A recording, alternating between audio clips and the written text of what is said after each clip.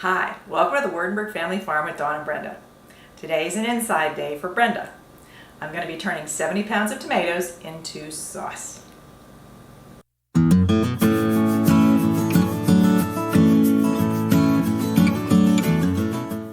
Okay, so I see you got all your cooking gear out. Before we go over the gear and overview for the day, what kind of tomatoes are we dealing with today? A bunch of different stuff. I did all the sauce tomatoes. I have Romas. I have some Amish paste, nice size Amish paste. And I did another one that's like a cross. I think it's Carmen. You can use it for slicing or eating. But I also have a variety of our slicing tomatoes that are getting too ripe to sell that we just need to use up. So I'm going to throw them in too. So it's everything I need to get rid of. So these are at their peak of ripeness and flavor. Yes, beautiful. Yeah. Perfect. Yeah, they look great. Okay. So you have all of your gear out. Let's just do a quick review of that and then tell me what you're going to do for the day. Okay. You need a good knife to cut, to get all the bad spots off, the core and all that stuff, get them ready. And after you get them all cut up and ready, then they go into the pots to start cooking. And you Those are the two big pots on the right? The two big ones. Okay. Yeah, I do it in two separate ones so it's not all in one big one. It doesn't scorch on the bottom as easily. Okay. I can stir them and keep them better. So you have to keep stirring them. Until they're done. Okay. You do it for a while until they're soft and mushy, and then you put them through the handy dandy Johhny applesauce maker, which works for tomatoes too. It pulls out the seeds and the skin, and you're left with just the pulp and juice. Okay. It's pretty handy actually. Well, sometimes you make it with the Vitamix, Yes, right? and today I'm actually going to be doing an experiment. I'm going to do half that way and half where you just put the whole tomato in the Vitamix and you grind it up. Seeds, skin, and everything. And we're going to do a taste test to see if there's a difference. Because I used to always do it with the Vitamix, and then I switched to this. And I'm just not sure if there's any difference. If I can keep the skin, which has some nutrients in it, I would like to keep it. So it's going to be an experiment. We've never tasted seeds or bits of anything When you do it in the before Vitamix, with the it just grinds everything to a pulp and you don't taste anything. Okay. So what's the last piece of equipment on? That's your... My All-American pressure canner. Okay. And I love it. It looks like a scary piece of equipment. It's not.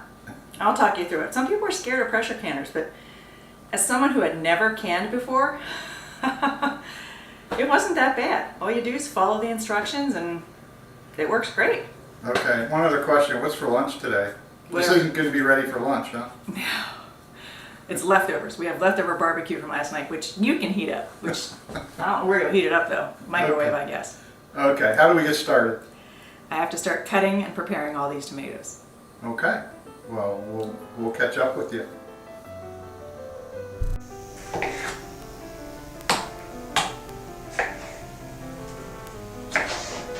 So is this phase one here, preparation? This is phase one. Cut and get them in the pot. Get them started simmering. So you are cutting out the undesirable parts and then cutting them to size? Yep, I just cut them usually in quarters. They don't have to be real small because they cook down pretty fast. I some in both pots. Start. You get them to a boil and then you simmer them for about 15-20 minutes before you do the next step. It's going to be a lot of tomatoes.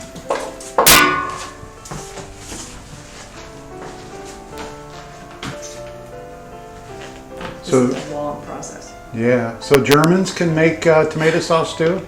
Yes, You don't have to be Italian? No. All you need is Italian seasoning. Okay. Well, some might disagree with that. Okay, yeah, Italians would disagree with that. Sorry. But I like my sauce. It's good enough. Yeah. Or my gravy. I think Italians call it gravy. Yeah. So do you have your sauce cookware shoes on there? Yes. Oh yeah. They're what I wear, baby. Yep. All right, we'll check back later, see how you're doing. All right.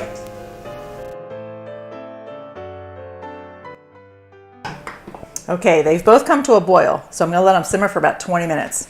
Now, time frame, it took me a good half hour, 45 minutes to cut up all the tomatoes, and as I was cutting them up, I started warming them. But it took an hour for that to come to a boil. So this is not a hard process, just time consuming. So my Johhny applesauce maker. I like it. I'm not sponsored by them or anything. It's a good product. It's not industrial grade. If I did much more of this, I think I'd want an industrial one, but for home use, it's great. Okay, the sauce has simmered for about 20 minutes, and now comes the messy part, at least me. Now, ideally, you would have a big ladle to put this in the hopper. I can't find mine, so this suffices. You just scoop it up, pour it in the hopper.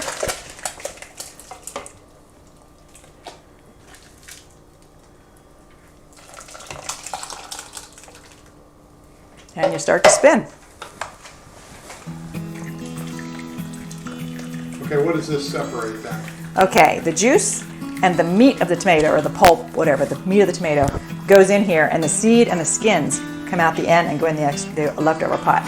Now, I do put the seed and the skins through this twice, because sometimes there's pulp and meat and good stuff that do get mixed in with that. So I put it through twice to make sure I get every little bit of tomato goodness. Okay, so this is the product you want, the juice. Well, and that some pulp. includes- It's got meat.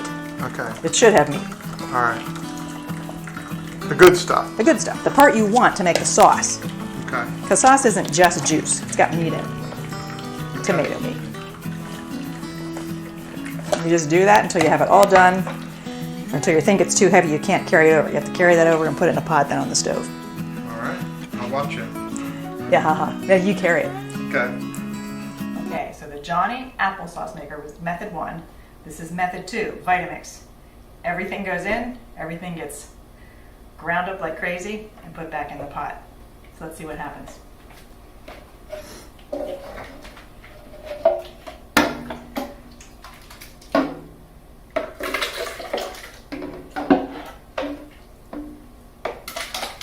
This makes a lot of noise, right? This makes a lot of noise. And you got to be careful with hot stuff in a Vitamix. Make sure the steam and stuff can get out, but the liquid can't get out and burn you.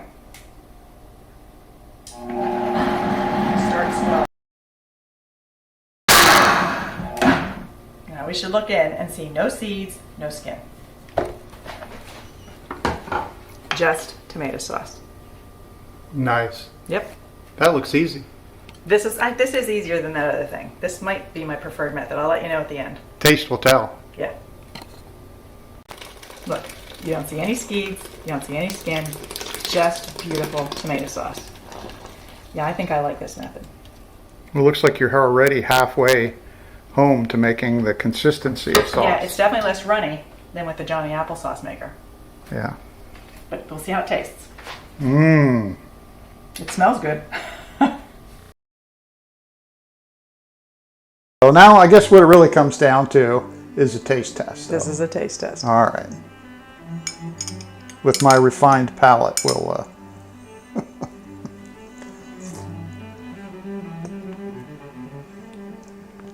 right away I just taste the spices on this one.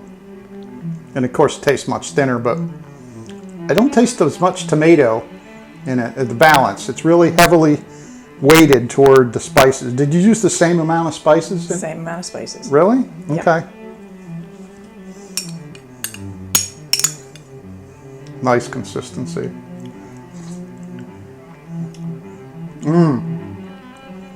Wow, that one's good. This one tastes more, both the consistency and the flavor, more what you'd expect. This is really good. Yeah, this is clear. If you're going on taste alone, this is clearly the winner.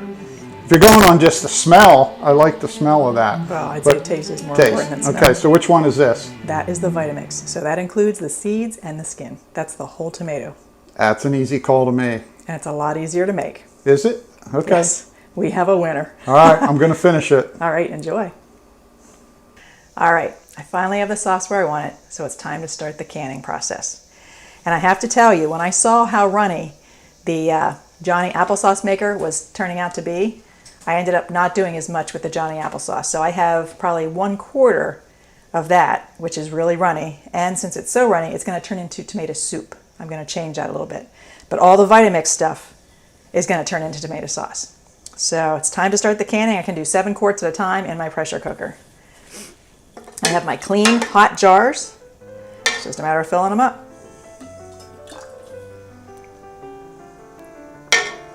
And like I say, this would be better with a big ladle that I can't find. I have at least 2 big ladles. Can't find either one of them. Well, Christmas is coming. You'll buy me a third one, and then I'll find it. Yeah. You know that. It's like tape measures for me.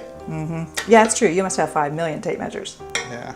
And notice I keep a towel on the island when I'm doing this for a couple of reasons. You don't want the hot jars on the cold island. That can crack things. And also, I make a mess. So this way it's all on the towel, and I can just throw it in the wash. Bada bing, bada bing. It's clean. Cool. Anybody that knows me knows I'm a pretty messy cook. But you get good outcomes. Yes. Yes. Yeah. Wait, I see a theme here. A messy high tunnel, messy workbench, Yeah. messy cook. I guess I'm just messy. But I got to tell you, you look beautiful today. I think it's your haircut. For those of you that might not be following our channel, during the lockdown of COVID, Johhny cut my hair for the first time. I liked it, so he's been cutting my hair ever since. Even though things are open back up, he's still cutting my hair, and will probably keep cutting my hair. And you get a special rate. Yeah. Yeah, free. Now, this is supposed to be 1/2 inch. I got a little too much in that one. 1/2 inch or what? 1/2 inch headspace. This is a measuring thing to show how far down from the top it is. So what happens if you have too much or too little? It gets into siphoning and it doesn't can right. I'm not sure all the technicalities of it, but you're supposed to have the right headspace. But you just follow the directions. I follow. Since I don't know enough about it to be that smart, I just do what they say. And it turns out okay.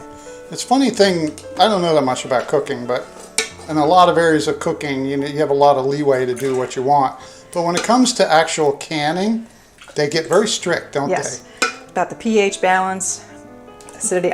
There's all these different things that go into it. So I follow the Ball canning book they? Yeah. for now. Maybe And I'll if get you more don't, adventurous later. you could end up with a dangerous situation. Yeah, because Bad. in most things I cook, I don't measure. It's like, it looks close enough. My granddaughter knows when we cook together, it looks like about a tablespoon. Go ahead, dump it in. It's close enough. But in canning, I am careful. All right. I'm messy, but I'm careful with my measurements. Okay. Well, we will rejoin you once you have these all filled. Okay, sounds good. Okay, so what's next? Next, we put them in the canner. I got them all filled with a 1/2 inch headspace. I got all the air bubbles out. I wiped the rims of the jars to make sure there was nothing on them that would make them not seal. Put the lid on, just finger tight. And then get 7 in one at a time. So they're in the canner. Now comes time for the big, scary, where's my lid?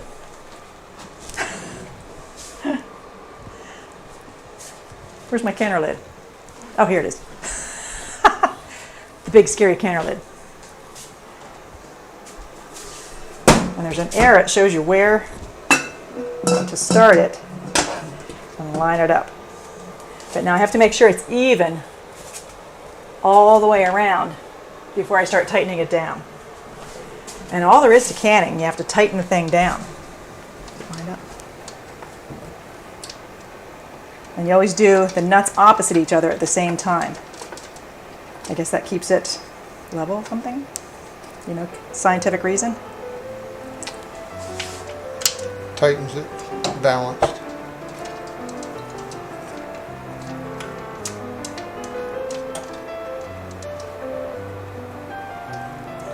And the last two.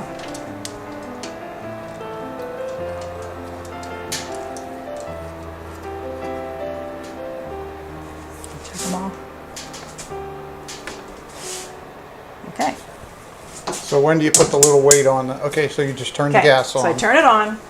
Okay. And it'll go up to a certain point where, well, the way this works, you have to wait till the steam starts coming out the little nozzle. Okay. Okay, it comes out for a certain amount of time. I have to look at the book to see the exact time. And then you actually put a weight on. And I'm going to put it on a 10-pound weight. The recipes all say, 10 pounds at 15 minutes, 15 pounds at 5 minutes, how long you have to can. And I guess that's according to the pressure inside. But then you put that on, you pressure, you can it for the certain amount of time they tell you to do it. And then when it's done, you actually turn it off and just let it sit. You don't take anything apart until it's depressurized. And then at a certain point when it gets down to 0, you can take this off, wait 5 more minutes, and open it up. That's probably the scary part, thinking the pressure. How do you take it apart? Yeah, you don't want to open it up safer. while it's still pressurized. That could be very dangerous. Yeah. So if you follow the directions, you're cool. Okay, well, let's see how it goes. Alrighty.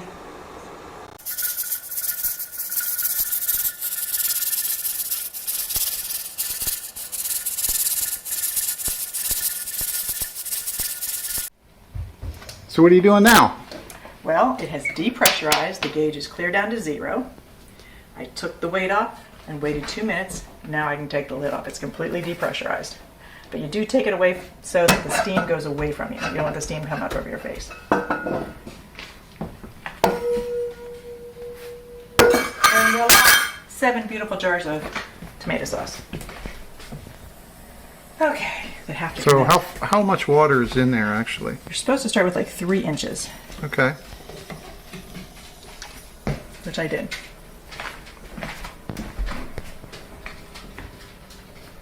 All right. I got 7 in the first batch, and I have 5 for the last batch. I just have to sit until they pop and seal, and I'm going to put them away tomorrow. Don't have a hold of him right.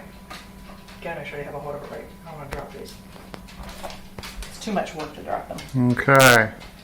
We'll rejoin to hear them tink. They might start tinking pretty quick. I don't know. We'll see.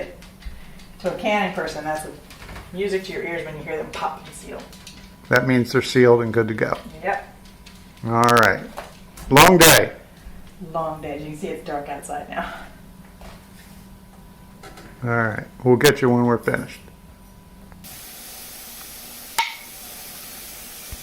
Now, I like this part of canning. Since he's here doing the videoing, he can do my dishes for me. Well, This is wonderful. That's part of the deal. You cook good food, and then I clean up the big pots and messes. Yep, that works wonderfully. That works for me. Thank you, dear. Well, good morning. It is the next morning, and I got the second batch done processing around 10 or 10:15 last night. I knew I was going to have to get up in the morning and make the soup out of the running sauce, but I also had to get up and recan the first 7 jars because I forgot to put the lemon juice in, which when canning tomato sauce, you're supposed to put 2 tablespoons of lemon juice in to keep the right acidity level. So, popped the lids off this morning, recooked the sauce, re-cleaned the jars, put the lemon juice in and recanned them. So I ended up with 12 jars of sauce, which I'm still waiting for these to pop, and 8 containers of delicious, creamy tomato soup. So it was a very productive process. So you just put lids on those and they go in the freezer? Yes, and I have to freeze the soups because they have dairy in them. Once you have dairy, you can't can them. So they will be in the freezer. And we'll have them anytime we want. And actually, we're Awesome. having one of them for lunch today. Great. Brenda, Yes, thank you for making us wonderful food at the farm. my pleasure. I do enjoy doing this. I enjoy growing it, I enjoy cooking it, and I enjoy eating it. Me too. So thanks for joining us on the Waardenburg Family Farm, and we'll see you in the next video. Bye-bye.